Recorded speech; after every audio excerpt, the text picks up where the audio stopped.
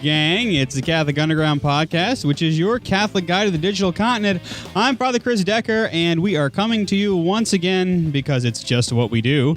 We've got Joshua LeBlanc from Abbeville, Louisiana. He's there at the Bayou Land Computer Solutions World Headquarters. Hello, Joshua.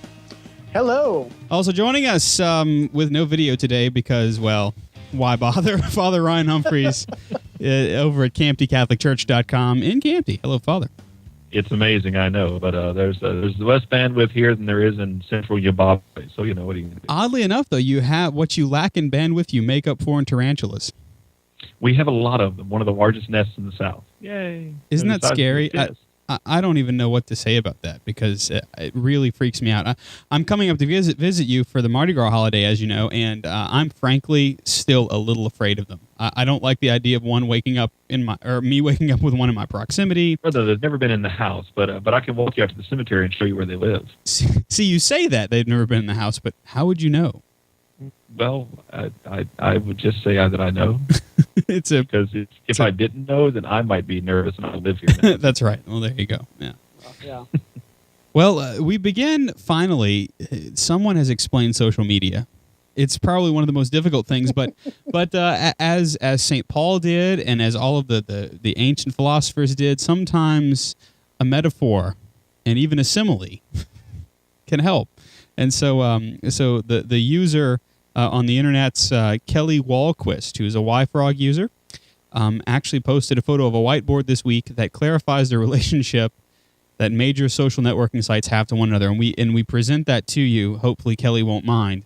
Just for all of our viewers and listeners, we'll put it up on the screen here.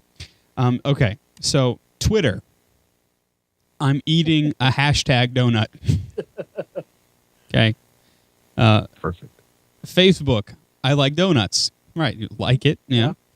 Foursquare. This is where I eat donuts. It's where you would tag. Or I'm mayor of this donuttery. That's right. I'm mayor of this donuttery. I'd love to own a donuttery. Was that what you'd call it, Father?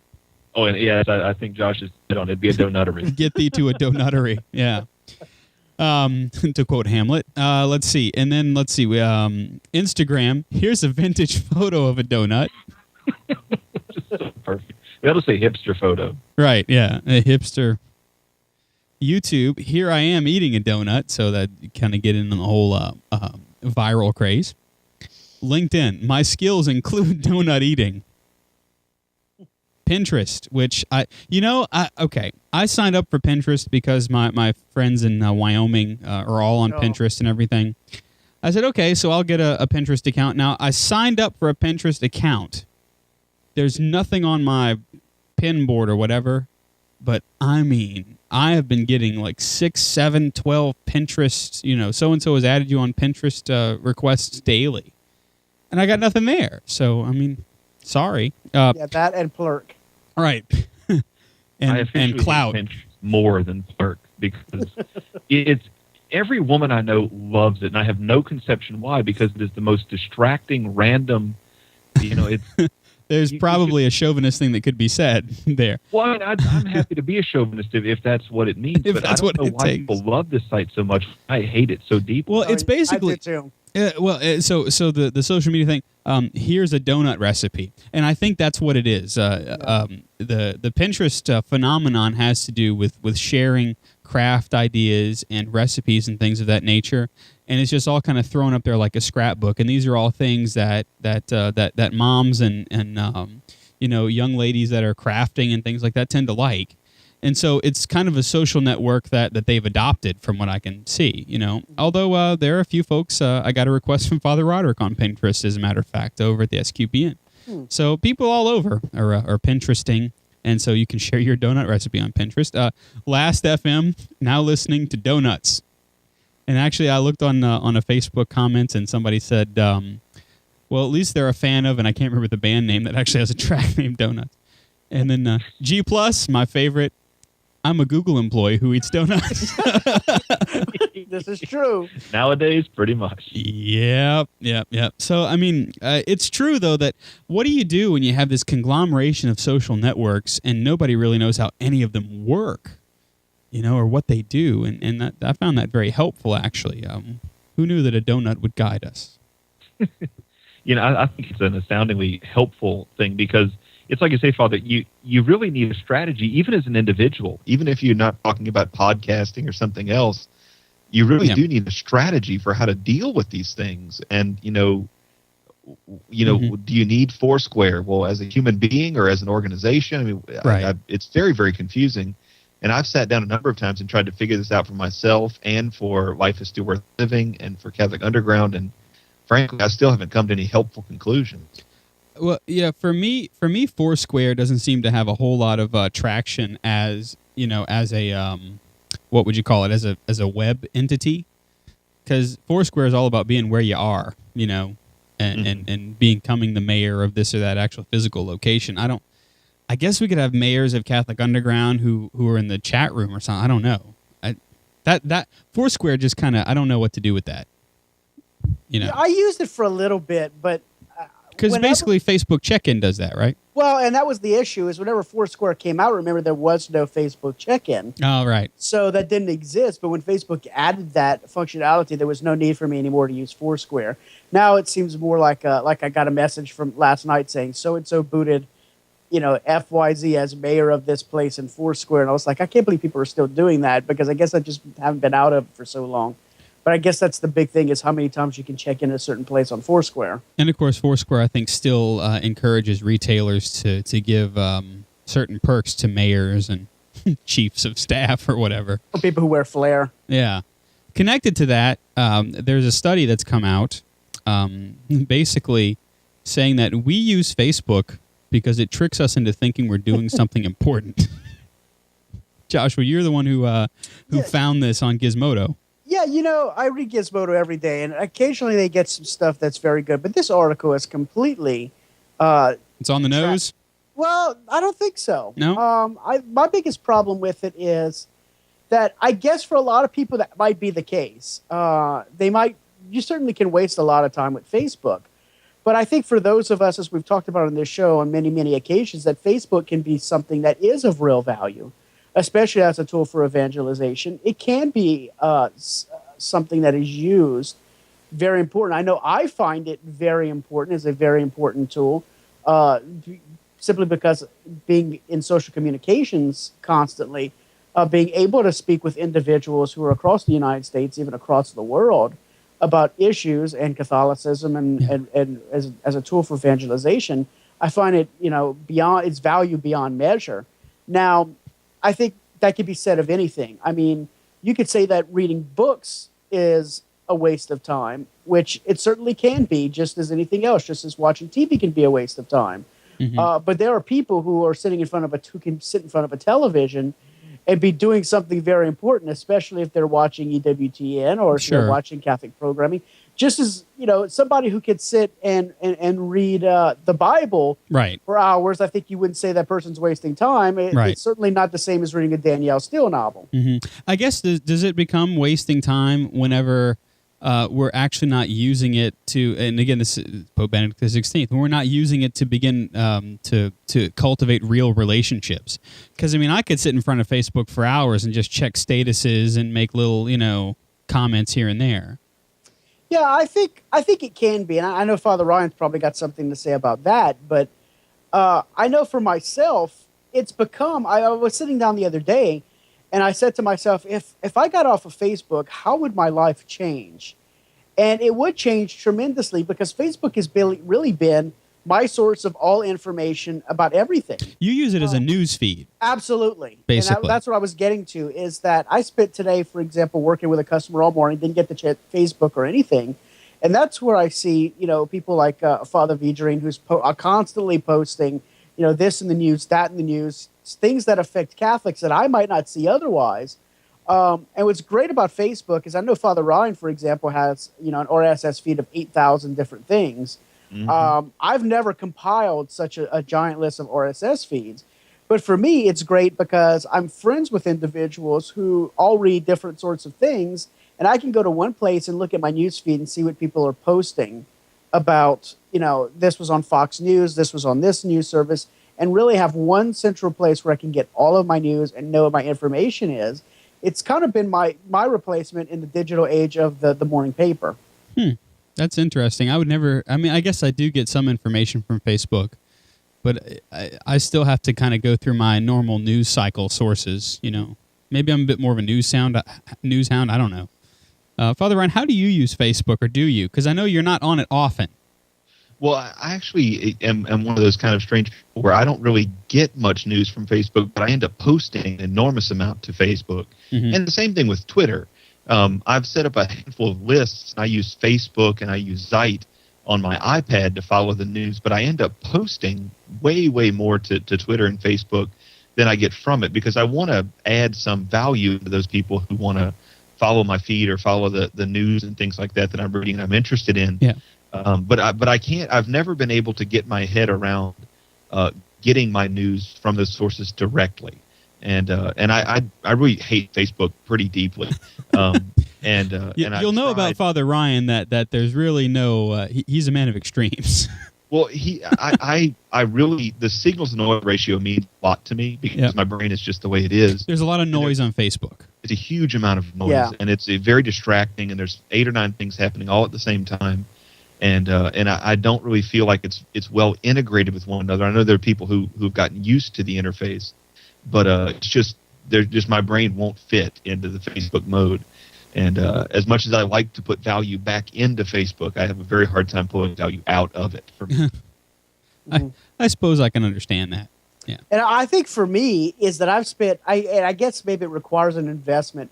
I've invested a great deal of time fine-tuning my Facebook so that I'm seeing the posts that I want to see and not seeing the people I don't want to see. That I'm really not bothered. Like, I just, people who are constantly posting childish stuff and things like that. And, things like I wore my pink, shoes today.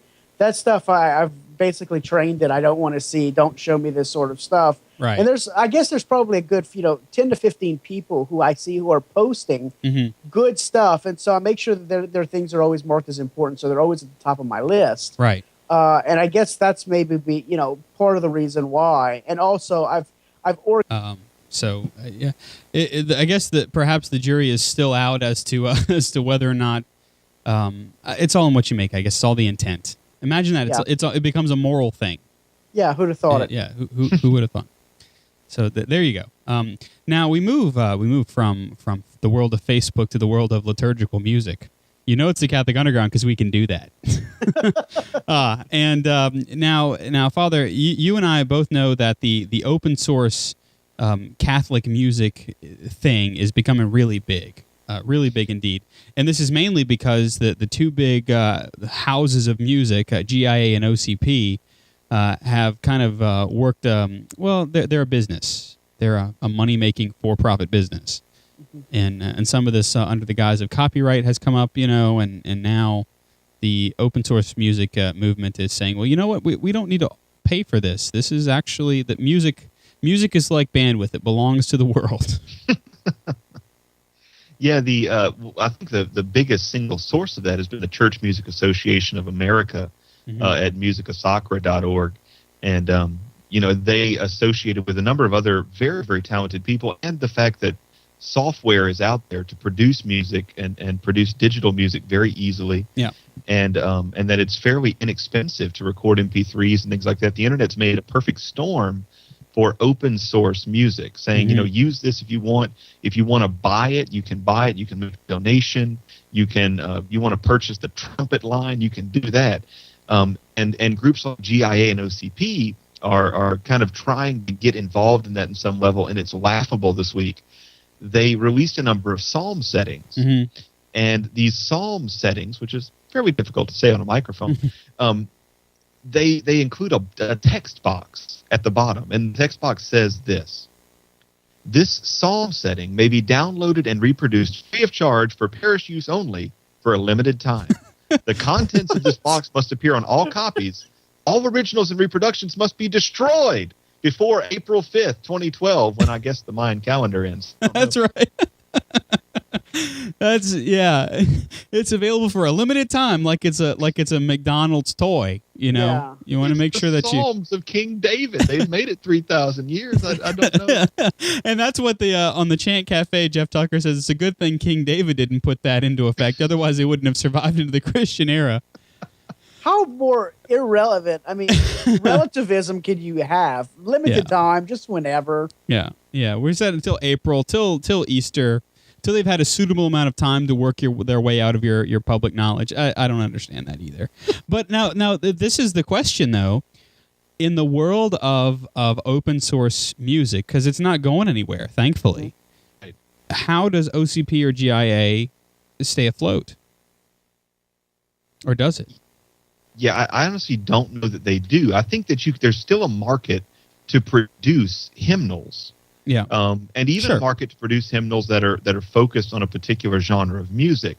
But I think that they've got to get past the notion that this or that or the other particular hymn are not going to be photocopied, projected, or anything else. That notion, I think, goes away, and you're providing the service of a beautiful, well-bound hymnal as opposed to the service of having a piece of music. Mm-hmm. I think copyright notion is falling away, whether they want it to or not. You know, I don't think, Father Chris, you're in my generation, we cares that much about copyright. I think we're more offended by them than bound to them. And that seems to be where the Catholic Music Association is putting their eggs in the basket. Is we're providing most, if not all, of this music free or in the public domain, but we're asking you to either donate to our apostolate, because it really is. The CMA is very much an apostolate. A new media apostolate at that, but also they make some of their money by producing hymnals. Right. I think that's where ultimately their long-term financial support is going to come from. Because the CMAA is doing something amazing in that they've now produced 3 separate hymnals. They've done it very fast. Mm-hmm. They've got the Parish Book of Chant, they've got the Simple English Propers, and they've got the Vatican II hymnal. Yeah. And they give away the entirety of those books in PDF. as PDFs for free. They give away all the settings, all the organ accompaniments, everything.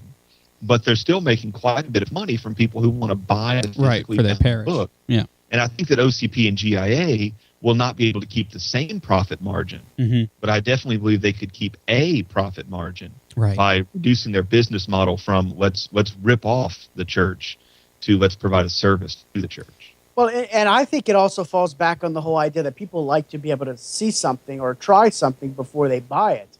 Mm-hmm. I mean, I know I'm more likely to even pay for an MP3 if I can download, even a lower quality version of it so I can hear it. Yeah, right. The way we learn music and learn those sorts of things are different. Right. And I think even for, for other things, I mean, for example. You mean personal devotion? Well. Imagine that. I wasn't so much thinking personal devotion, but yeah, it falls there. I was thinking the technology world. I mean, that's one of the reasons the Astaro Corporation has been so successful.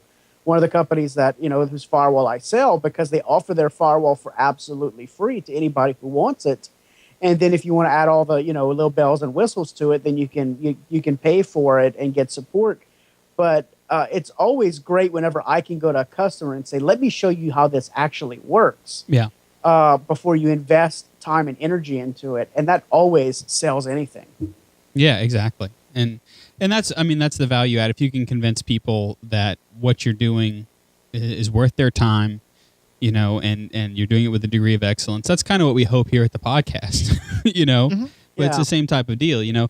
We're providing a service free of charge in a sense, but if it's something that you're going to use and something that you find useful, then you're necessarily going to want to give and say, yeah, I want to keep them afloat because the service is good.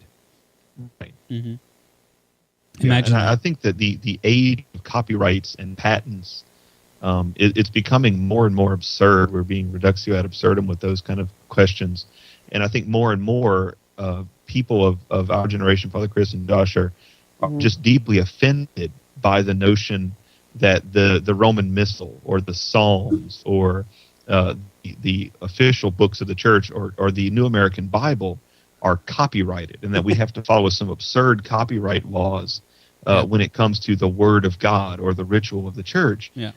Which is just asinine in every conceivable way. And to me, that's the thing. Of course, we can get off on the old tangent that we like to, the old horse that we like to beat, just bring him out from behind I love the barn. this horse, but it brings joy to my heart. but part of it is, it's not so much that I mind the notion of a copyright, but I do mind the fact that particular copyright denies me access to something as a priest I need to have. There's no reason that I shouldn't have a digital copy of the missal or whatever to be able to pull for either my own private preparation or for, binders and orders of service and things like that have to be drawn up without having to have some other thing to purchase. And that's really kind of it, is this, I have a new thing that I've got to purchase in order to make this happen.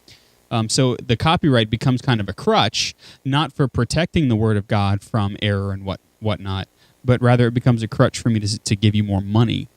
Yeah. Because I'm violating your copyright if I don't do it. Well, I think the USCCB is actually just another acronym for the DMCA with the whole, you can't, you can buy a song, but you can't take from the CD and burn it to an MP3. You got to buy the MP3. Right. I mean, it's basically the whole kind of thing.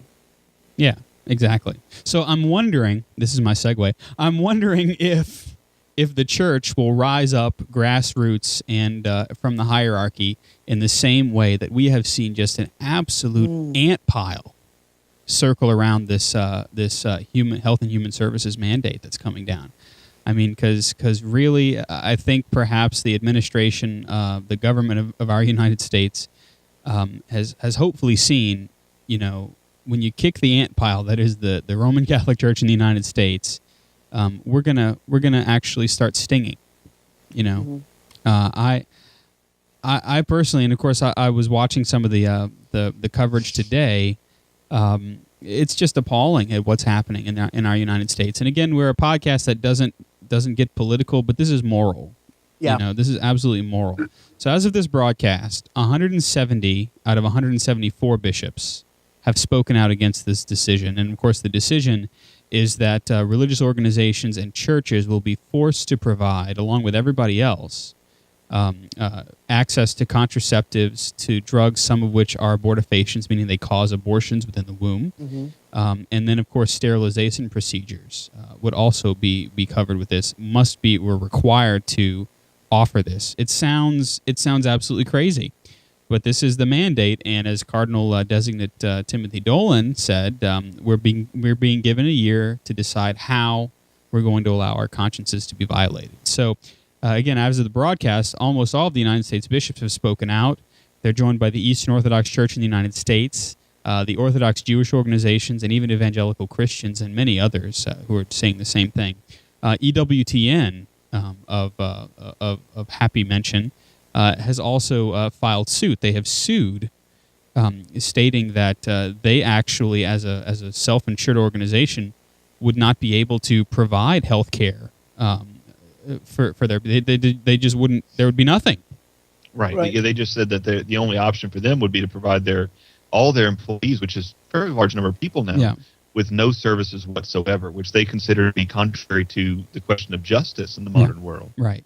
And so what's happening now is that many bishops, the leaders of the ant pile, and I don't mind being called an ant here, because hey, just put the load on my back and send me in.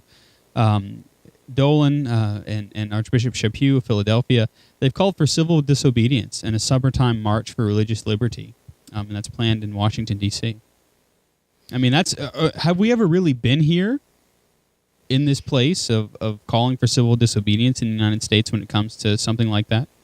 Not since the civil rights era of the 50s. Mm-hmm. And even then, not united in the way we are. Right.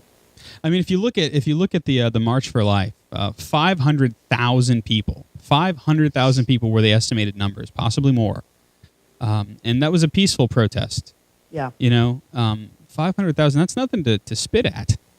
And I would imagine that the pro-life movement is actually larger than that, But as many of the news organizations are kind of trying to report, there are many Catholics who are siding with the government on this. And, of course, some of them are in the higher ups in the government themselves, But we have to be clear, they are not Catholic. That nobody wants to say that, but that's the situation. And the issue is, even in the time of the civil rights movement, you at least had, you had a time in this country where at least you weren't necessarily fighting the government. You might have been fighting people, right? But you were fighting the government a different way. That it's not the government was trying to oppress you. No, right. The government, we got a real issue in our own time that I don't think we've ever seen, even since we left England and since we formed our own country, right? Of real religious persecution. Yeah, and that's what it is, more than anything else. And I wonder, do you think that civil war could come about as a result of this abortion issue? I mean, many have predicted it, but do you think that could happen? I mean, I'm just kind of spinning it out top of my head from the conspiracy wing. I mean, could civil war come about because of something like that? Given this particular situation, I'd say no, because even given the reports that we're hearing today, and it's far too soon to know what those reports say because we're recording this on a Friday, given the reports that the president has spoken and has basically said something, we don't know he's actually withdrawn this mandate. The simple fact is the president will be voted out of office. I mean, that's simple enough. Mm-hmm. Yeah. But if this had happened in year one, and if this had actually gone into full effect, and you started seeing a large number of bishops being arrested, 10, 15, 20, I think we could start seeing some fairly massive violence that could start to become something that would be the spark of civil war. Yeah. Thankfully, this situation is at an ideal time to say, well, if this actually does go into effect, well, that president will simply be voted out of office. No problem. We'll move on. Yeah. But given further bad time in the future, it could very well be the case. Right. And this is why we have to take to prayer. And oftentimes we think about, well, what's going to be the political solution to this? Well, voting somebody out of office, voting the president out of office, things like that. But we've got to get to our adoration chapels, And that's the thing. I was telling Father Ryan before the show that I felt just a horrible weight on my chest yesterday and had to go to my chapel to pray because I'm like, Lord, how hopeless it seems, and yet you are the Lord of hope, to be able to bring that feeling of hopelessness and even some of that unholy dread that comes to us from the evil one, in all of this, I feel the exact opposite. I don't feel like it's hopeless. It seems hopeless is what I'm saying, For me, I felt like this is an opportunity. Absolutely, for our bishops to stand up and be courageous, and thanks be to God they've responded. Yeah. In all of this, every time I hear, Cardinal Designate Dolan get on television or radio and speak about this, it reminds me of that scene from the movie Lean on Me. And Morgan Freeman is there. They will not crucify me. I have the hammer and the nails. And that's what I think of every time I see Cardinal Dolan. I see a man who is leading us as Catholics and saying, I will go to jail for this. Yeah. And I see all of our bishops standing in line, I do too. writing the same thing, saying, we will not go through with this. And I think ultimately, if every bishop in this country has to go to jail, then so be it. But I think that means something to us as Catholics, because that is a real stand. When our shepherds lead, we see it. That's the hope of Jesus Christ right there. Imagine that. The Lord knew that we would need to see visible signs of contradiction. Yeah. And so he gives us his apostles and their successors, the bishops. Kudos to our U.S. bishops, by the way. Yes. For that. And of the 4 who have not said anything, at least one is very, very ill. Yeah. And at least another has, as I read this morning, has said something in a public forum, but has not actually written anything down yet. This has come out as opposed to it. You just hasn't written anything on paper yet. Yeah. So who knows? We may get a unanimous before it's all said and done. Now I did watch, as I said, I watched some of the presidential press conference today.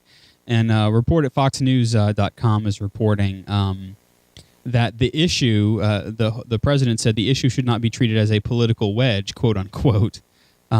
Quoting the president, under the rule, women will still have access to free preventative care that includes contraceptive services no matter where they work. That core principle remains, unquote. But he added, quote, religious organizations won't have to pay for these services and no religious institution will have to provide these services directly, unquote. However, this change allows religious organizations to refuse to cover contraceptive care, the insurance companies would be required to make contraception free of charge to women anyway. So where is this coming from? So now all of a sudden the insurance companies are going to be doing the bidding of the government? Well, remember, I can't get that. The real problem here is that the ability to define what that exception and what that religious exemption means remains with an arbitrary bureaucrat. Sure. So if in 3 years' time that person wakes up and, we decided to change the exemption status, and so we're going to do exactly the same thing we did this time and simply say we're no longer exempting hospitals, Catholic universities, so on and so forth, well, the exact same situation pervades. It doesn't change the fact that this administration tried very, very hard to dissolve religious exemption. And so whatever the particular things that have been said are, as long as that exemption is to be defined in a vague, random way by an unelected bureaucrat, the problem remains exactly what it was before. Right.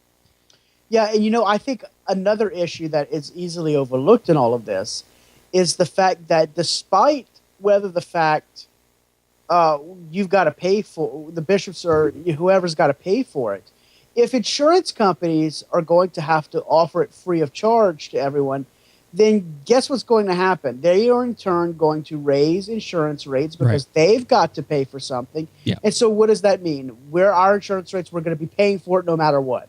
Right.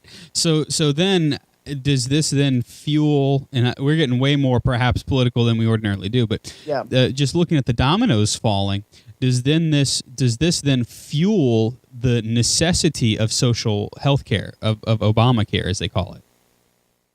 See, because then you would say, well, if I can't pay for my own folks with a private healthcare institution, a healthcare insurance provider, then I would have to give them over to the social health care. You see, does that make sense? Well, could that feed into? Well, it's like the political cartoon I saw someone post on my Facebook wall last week saying, I can't quit my job because there are 10 people out there, who rely on my 10 people out there who aren't working who rely on my paycheck. Right. The issue comes down to the Obamacare thing and the idea of a social health care, a universal health care. We all know that the bishops in this country have been calling for a universal health care for ages now. Well, sure. Obama finally gave it to him. And this is, what's coming about. Right. And it's a health care devoid of morality. Well, exactly. Anytime you have anything that's, first of all, run by the government, it's going to be. But secondly, especially whenever there's no constitutional mandate to do so, I think there's a whole lot of issues that have to be looked at in all of this, because this is exactly what happens whenever you have government intrusion into any aspect of private lives, is that they start to mandate things.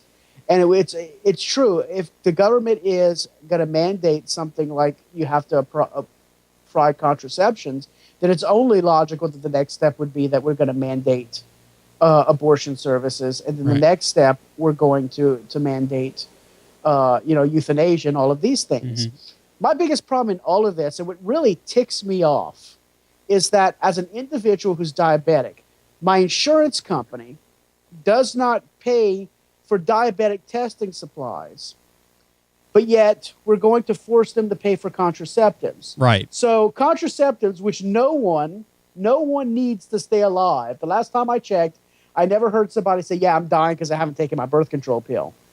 Or I'm dying because I haven't had sex. Well, exactly. Right. That doesn't happen. But, someone who can't, I have to, test my blood sugar 3-4 times a day in some occasions, but yet I can't get those supplies. I mean, I could get them. I have to pay a small fortune for them, but that's my choice to as many times as I want to test. I know that decision, and so I live with it. Right. Yeah. You work it out. Yeah. Well, exactly. And the whole issue with contraception, nobody, again, as Catholics, we are obviously against contraception, but nobody is denying that if you want to go out and buy contraception, that in the United States you won't have that right. Okay, obviously I would want to see contraception outlawed, but yet, from a purely governmental level, with the argument for the Obama administration is that, well, women have to have access to contraception. Well, they do have access to contraception. Just pay full price for it. Right. But, that doesn't mean that I have to pay for it.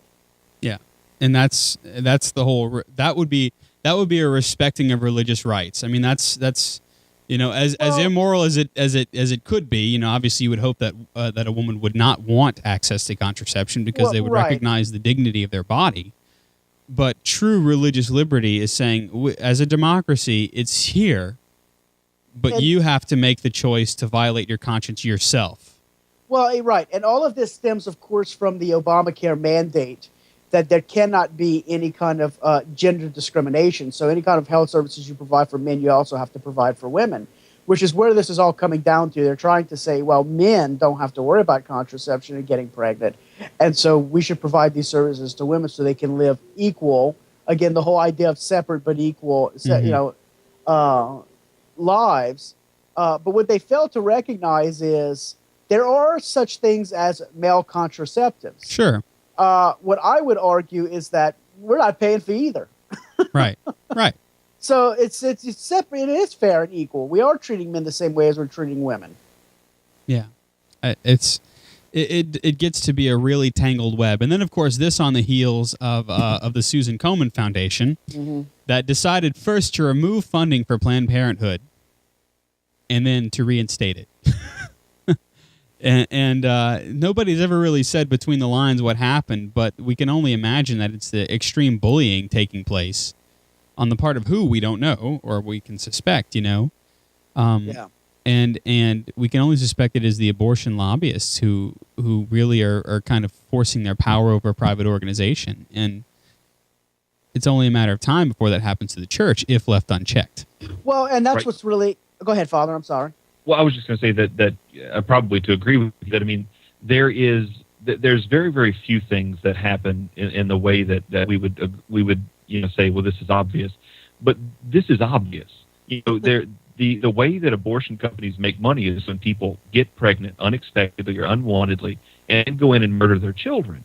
And so what is the best single way to make sure people are going to be sexually promiscuous? It's to give free contraception.